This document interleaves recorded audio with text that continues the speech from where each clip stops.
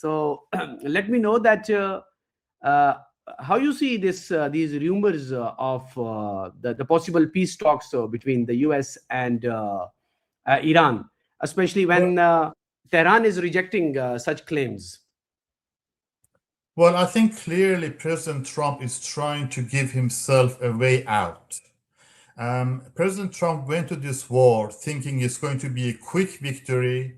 He expected a couple of days, maybe 3, 4 days, and by decapitating the regime and killing the leadership and destroying Iran's navy and air force, Iran would simply collapse and accept surrender.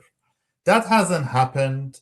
And now President Trump is thinking, how am I going to manage this? This is turning into a protracted war. It's affecting the economy, affecting his popularity in the United States.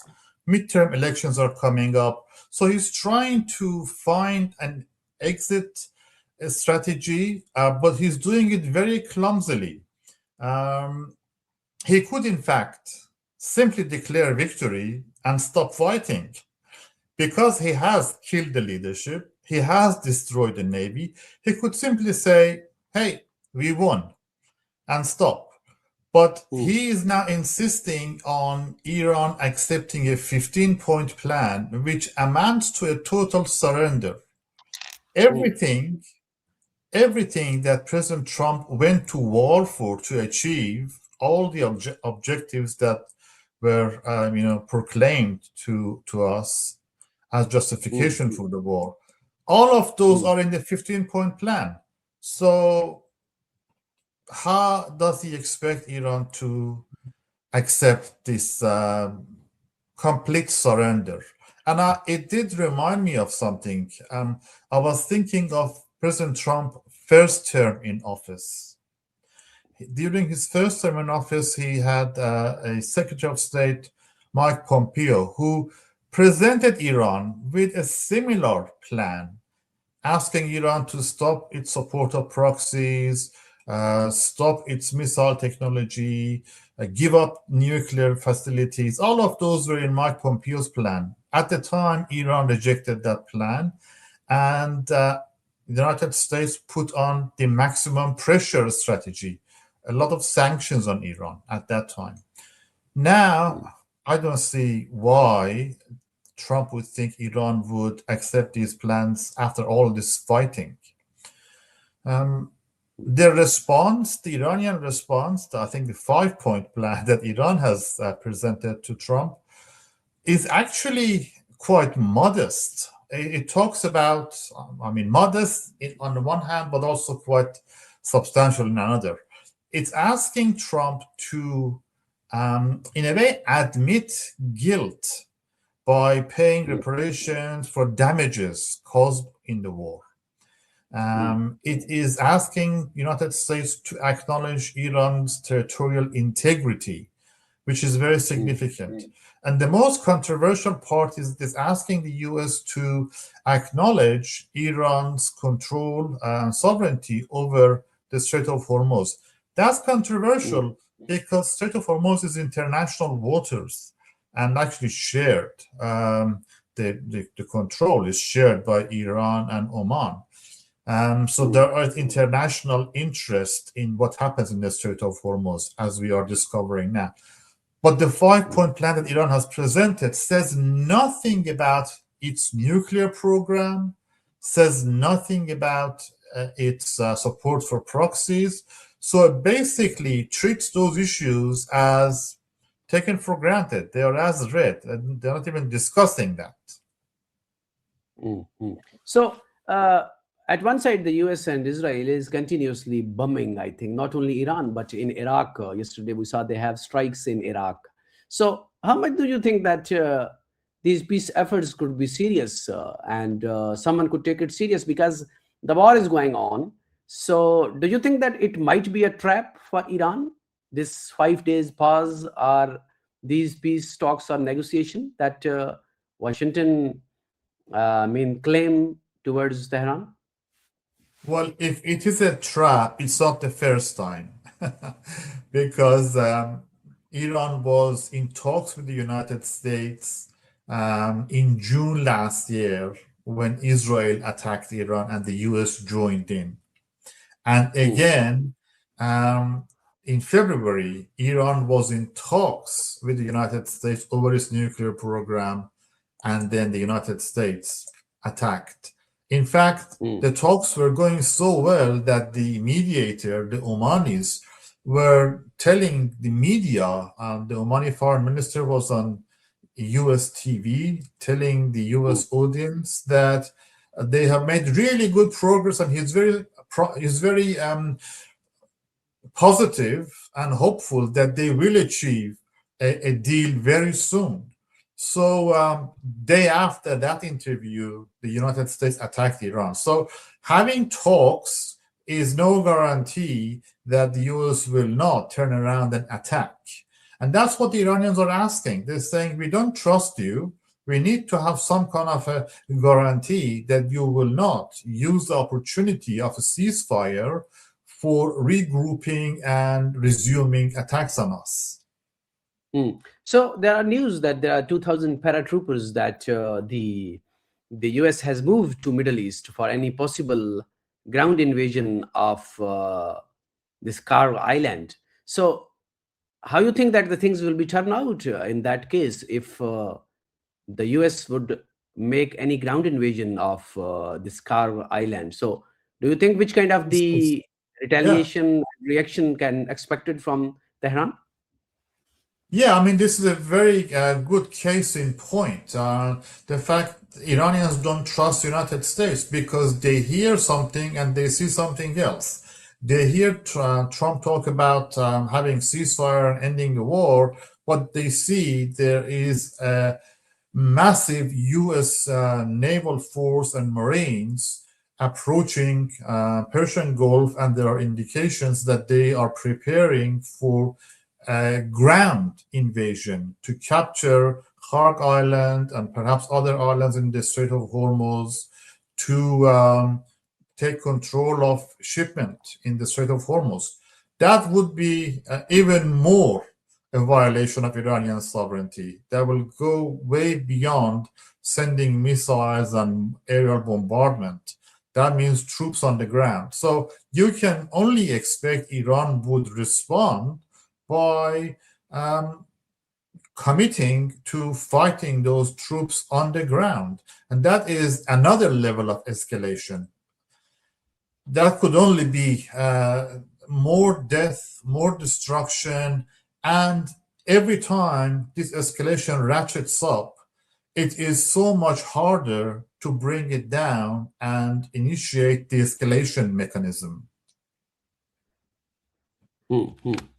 So in that case, I mean that let's suppose there is a scenario that develop in a way that these 2,000 paratroopers would be on ground at Kharg Island.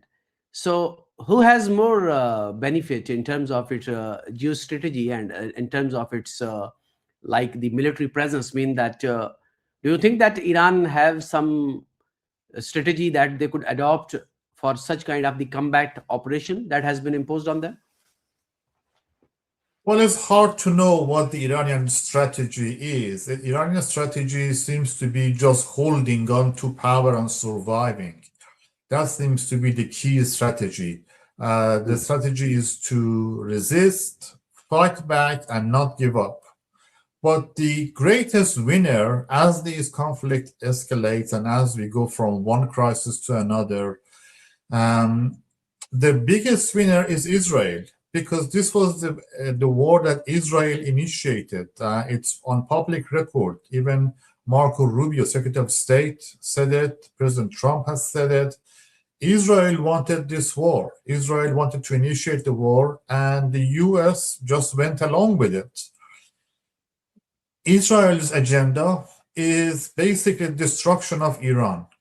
Israel cannot see any Middle Eastern power strong enough to challenge it. That is why Israel is now occupying 1/10 of Lebanon.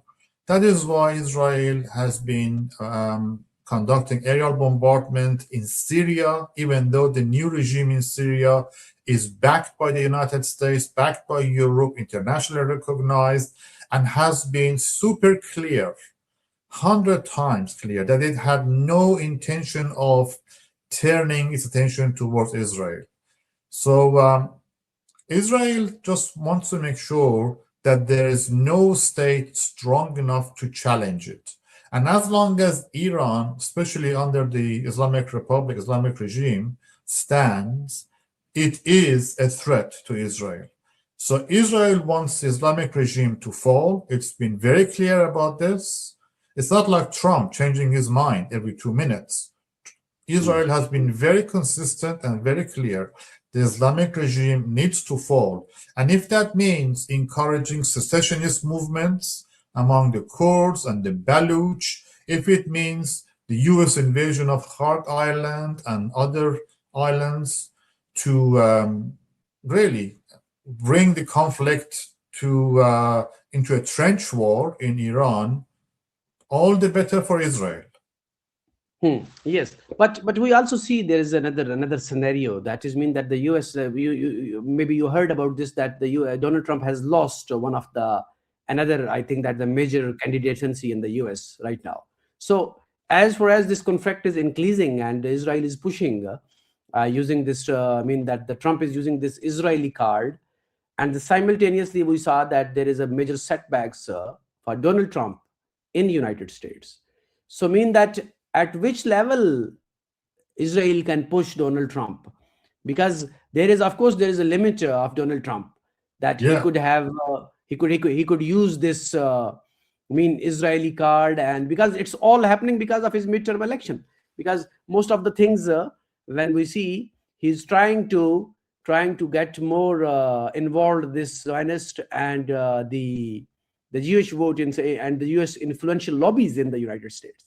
So do you think that Donald Trump might have some sort of this, that he could test the Israel relation and finally he could spark against Netanyahu and US and Israel?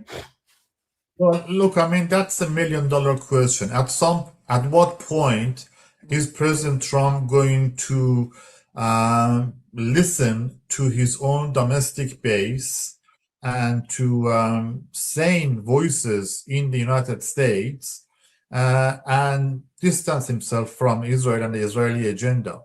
We know that the war is not popular in the United States. We know that President Trump's popularity has actually fallen because of the war. And we know that President Trump came to office on this very simple message of extracting the United States from never-ending wars in the Middle East. He was super critical of previous presidents who had taken the US and US troops to wars in the Middle East, Afghanistan, Iraq. And he is saying, no, we don't want to have anything to do with these wars. They're not our wars.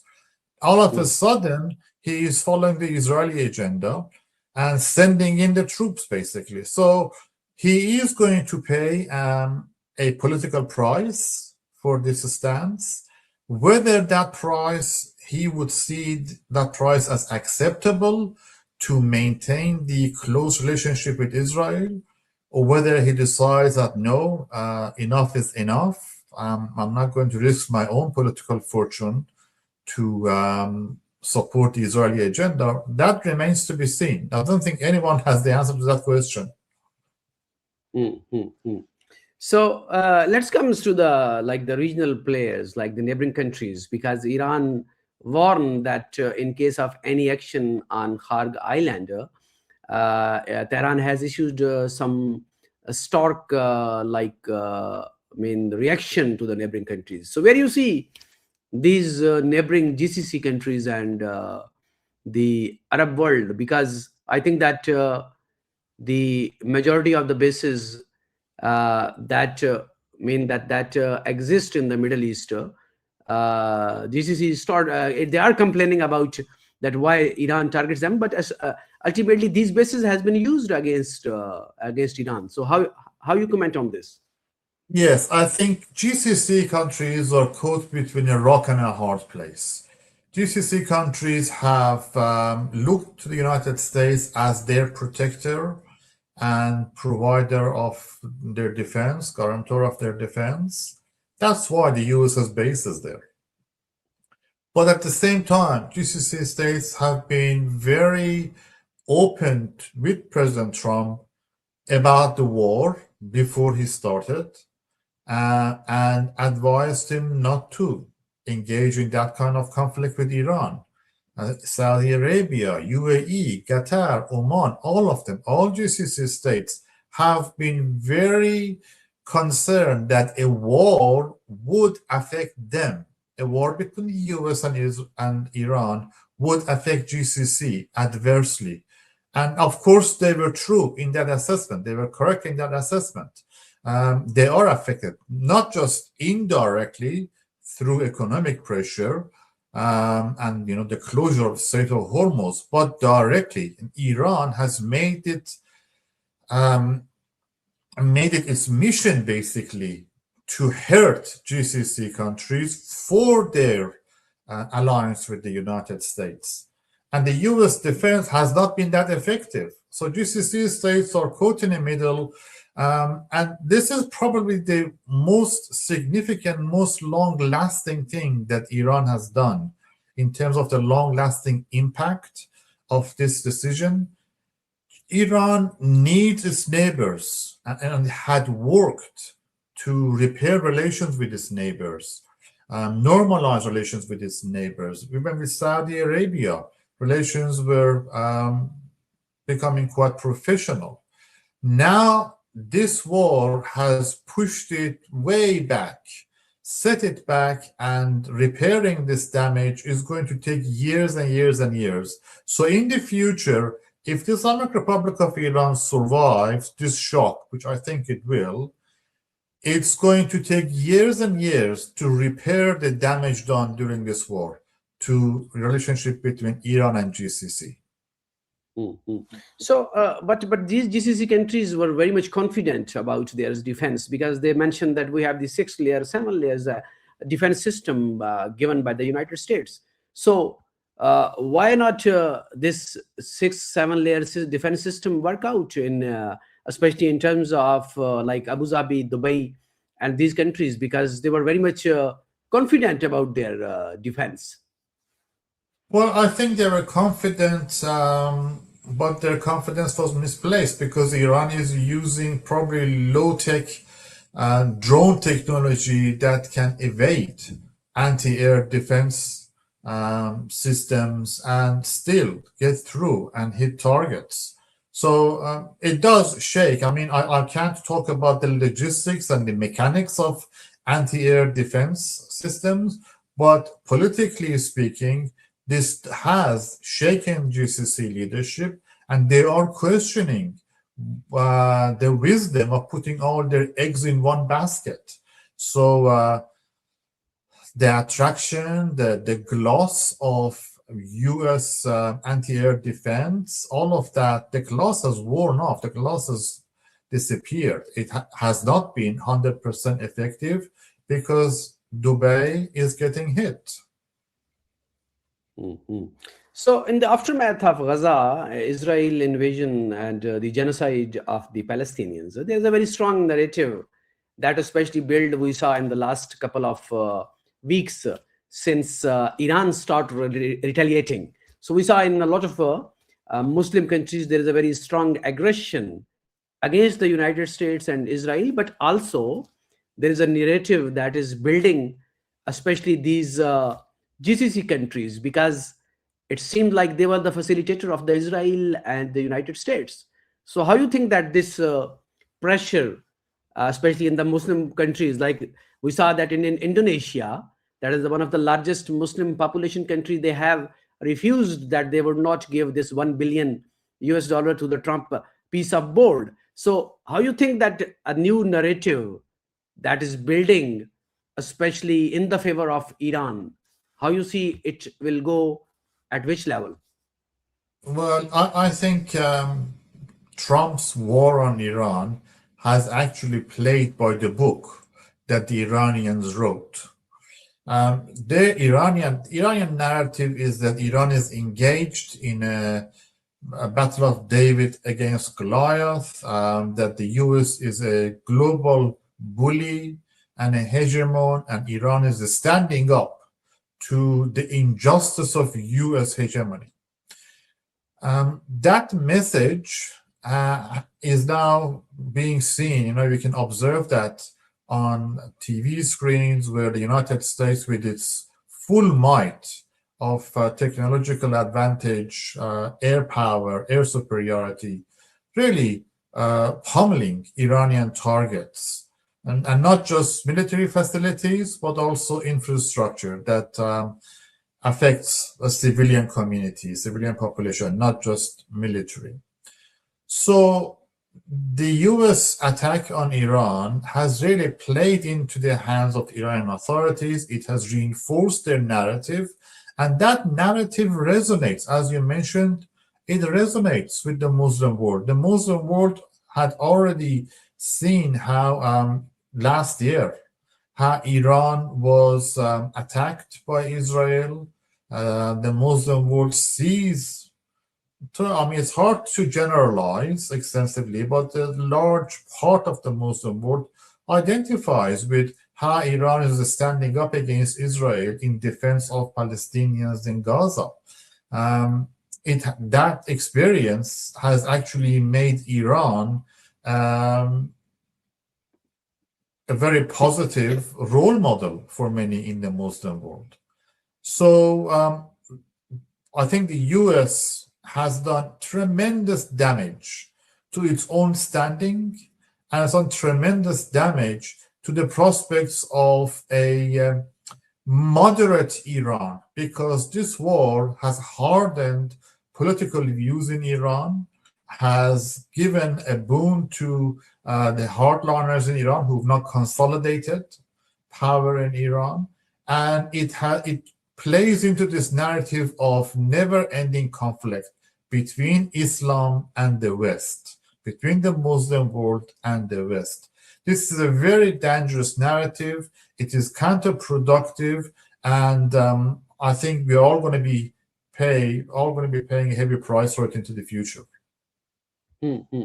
So my last question is this: that how you see that in case of this conflict that further escalate after this ground invasion, so which kind of the challenges that the United States may have to face in the region, especially for its military bases and the other diplomatic presence into the GCC and Middle East? Well, that's a big question that all GCC countries are now grappling with.